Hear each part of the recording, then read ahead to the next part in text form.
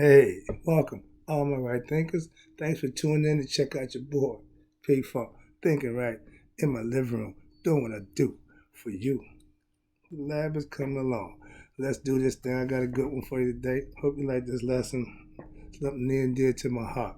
Writers in 25 rules live by storytelling. Story with a message, message in a story for life. These, again, are life lessons. I'm giving them. All you got to do is tune in and receive them. Let's do it. I appreciate you doing that also. Right thinking mission is to enlighten, inspire, educate, and motivate you, the individual, to a higher spiritual level of enlightenment. Excuse me.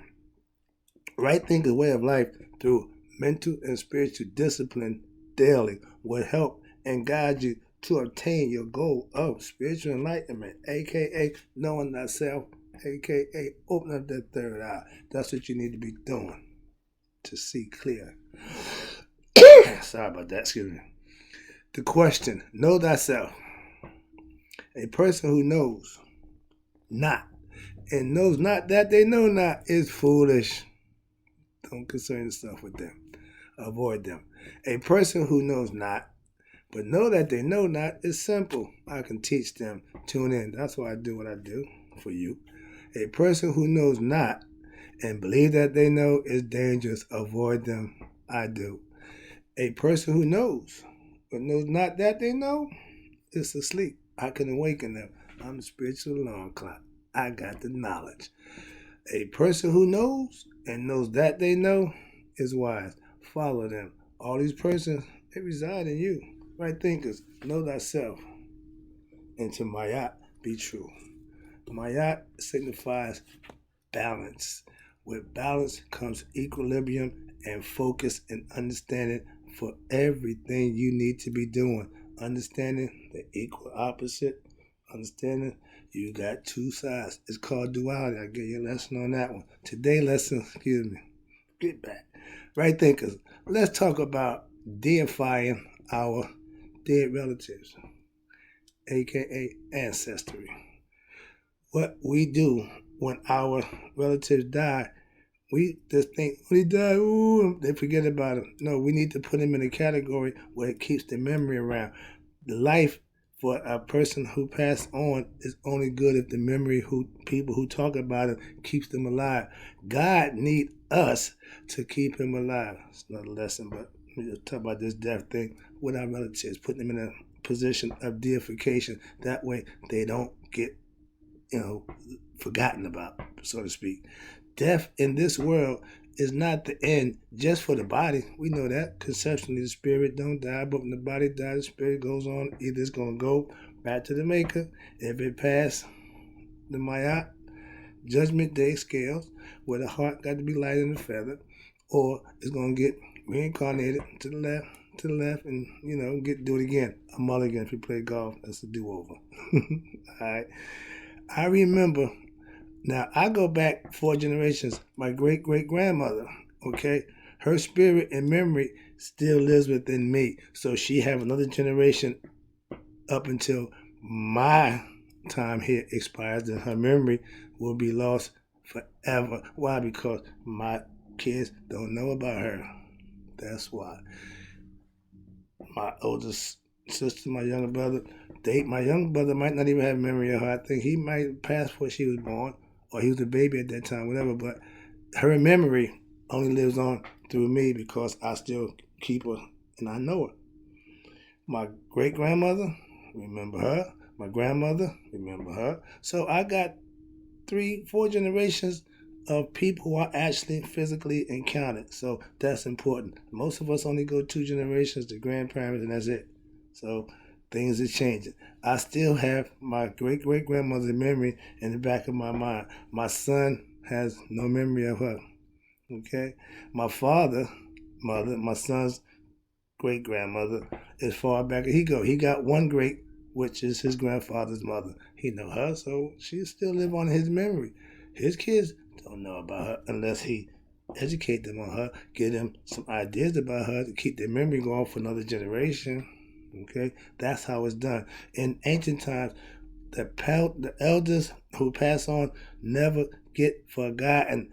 They celebrate their birthdays every year. They still keep them around. They still keep the memory of them. They still, for a certain point, put a picture of them in a place where they can always have them around. You don't disregard the memory and the love that you share with that person once they pass on in this life. I'm just saying. I deified my past relatives before I became enlightened with their concept. I called my old man Buddha, Buddha with a D, meaning my daddy Buddha. But I had a concept that I used, that I deified him, put him in that God status. So every time when I had that relationship with God, I know who I'm talking to. Okay? There's an identity behind that spiritual connection that I have with that higher self. Okay? With that my maker, which is actually my dad. If your parents pass on, you have a God, and God is looking down over you. Don't think they're only going, no. Talk to him every day. It's another lesson. All right, here you go. We have to keep their spirit alive in us. Talk about them. Reminisce about it. Keep them alive. That's how God survives, with what his followers keeping him relevant. It's another lesson, but again, it goes back to that concept.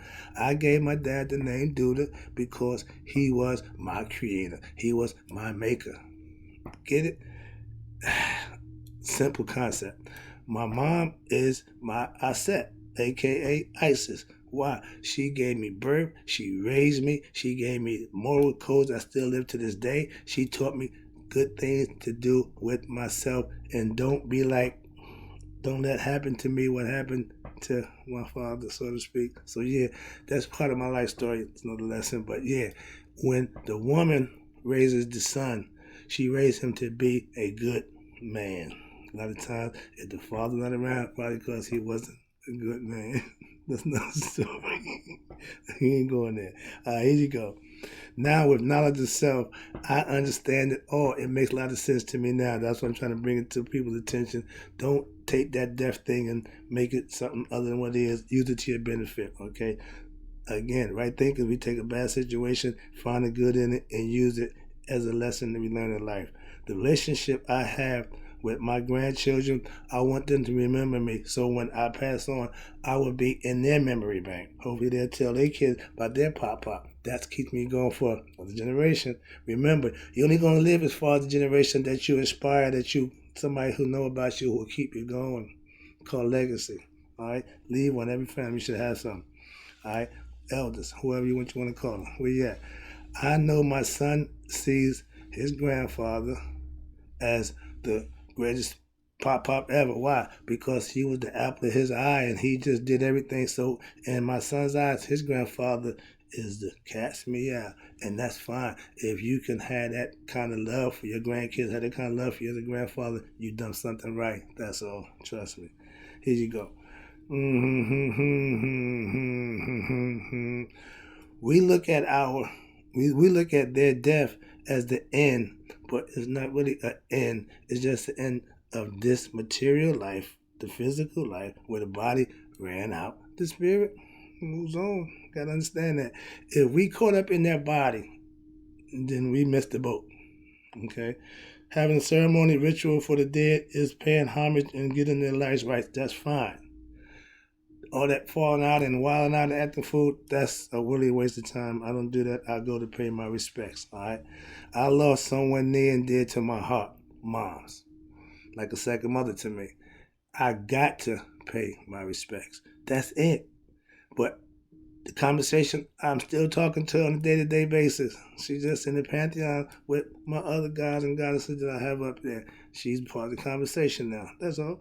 All right, we have to keep their memory alive in thought and in our lives. That's all. The body to the earth, spirit to heaven, if it got enlightened.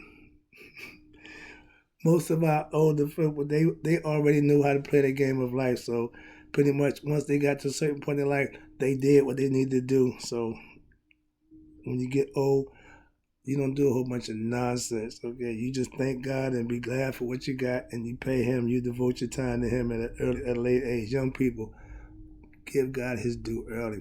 He rewards you early, all right? I see it as I have another goddess looking down on me spiritually. That's how I view death at this point in my life. I don't let it beat me down. It's okay to mourn. When I first got the news, yeah, gut shot. Everybody deal with that in their own way. I say goodbye to the body, and the memory and the spirit lives on in me, and I won't let that die because I know I am the last frontier for that concept, and if I can pass it on to the next generation, I will, in memory and understanding. Trust me. Our ancestors are our God and goddesses. Again, it haven't changed. We just lost concept of that through ignorance. Okay, our ancestors knew ancestral worship was prayed and respected. Why? Because when your elder passed on, you keep them in memory, in respect, and you let them live on in this life through you. We always knew death will come to us, all living beings going to die. Freaking out about death is crazy. Being scared to die is even more crazier. I know from watching the manners of my grandchildren, my grandsons, that the mannerism that they show me, I'm loved by them. I'm comfortable with that. If I pass on, I will be missed at least by them. Why? Because they love Papa. Okay, that's some concept. My son is so much like me. It's amazing. Now I just look at him and smile with all the mannerisms, how he conducts himself. My grandkids, they got the tongue thing going, my mini me. So it's just a good thing when you can have a family where you can just see how it's done. All right. In spirituality, we and God are one. We and our ancestors are one. Again, keeping the memory alive keeps them alive. Trust me. Last one, I appreciate you tuning in. Well, I went a little long on this death thing. All right, here we go.